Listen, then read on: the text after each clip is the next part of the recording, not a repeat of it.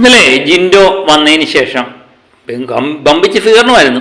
രാത്രിയോളം നീണ്ടുനിന്ന സ്വീകരണ പരിപാടിയിൽ ജിൻഡോ പ്രേക്ഷകരുടെ ചില മറുപടികൾ കൊടുക്കുന്നുണ്ട്. അത് എനിക്ക് വളരെ നന്നായിട്ട് തോന്നി. ജിൻഡോ പറയുന്നുണ്ട്, ഞാൻ ഇവിടെ നിന്ന് പോയ ജിൻഡോ തന്നെയാണ്, യാതൊരു മാറ്റവും ഇല്ലാതാണ് തിരിച്ചു വന്നിരിക്കുന്നത് എന്ന് പറയുന്ന ജിൻഡോയെ നമുക്കവിടെ കാണാം.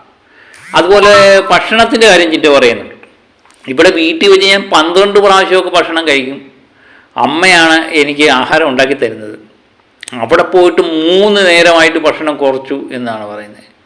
അത് നമുക്കറിയാമല്ലോ, ബിഗ് ബോസിൽ 3 നേരം തന്നെ ഭക്ഷണം കിട്ടാൻ തന്നെ വലിയ പാടുള്ള അവസ്ഥയുണ്ട്. അതൊക്കെ തരണം ചെയ്താണ് ഞാൻ അവിടെ നിന്നത് എന്ന് ചോദിച്ചു. പിന്നെ ഗബ്രിയുടെയും ജാസ്മിനെ പറ്റി ചോദിക്കുന്നുണ്ട്. അവരെപ്പറ്റി എന്ത് പറയുന്നു, അവർ ഒത്തിരി എന്തോന്ന് ചെയ്തതല്ലേ എന്ന് ചോദിച്ചു കഴിഞ്ഞപ്പം അത് ഗെയിമെല്ലാം അവിടെ വെച്ച് തീർന്നു.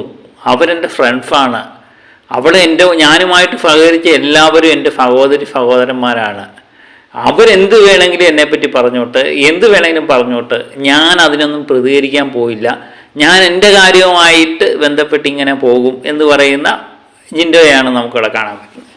അതാണ് ഗെയിമിൻ്റെ ഭാഗമായിട്ട് എന്ത് വേണമെങ്കിൽ ചെയ്തു, അതെല്ലാം ഞാൻ അവിടെ ഉപേക്ഷിച്ചു എന്ന് പറയും. എനിക്ക് തോന്നുന്നു ഈ സീസണിൽ ഗബ്രിയും അങ്ങനെ തന്നെയാണ് പറഞ്ഞത്. ഗബ്രി അതുപോലെ തന്നെയാണ് രണ്ടാമത് അവിടെ ബിഗ് ബോസ് ചെന്ന് കഴിഞ്ഞപ്പം ജിൻഡോയായിട്ട് പ്രതികരിക്കുന്നതും ജിൻഡോയായിട്ട് വളരെ സ്നേഹത്തിലായിരുന്നു.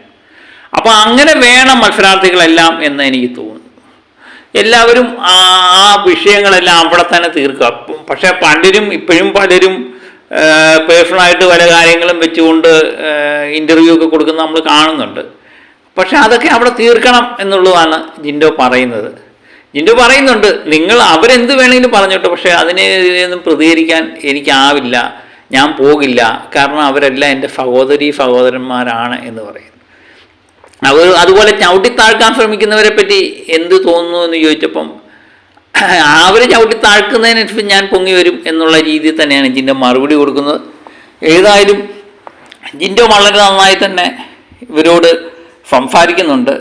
വിജയം അദ്ദേഹത്തെ മത്ത് പിടിപ്പിച്ചിട്ടില്ല എന്ന് ഇതിൽ നിന്ന് നമുക്ക് മനസ്സിലാവാം.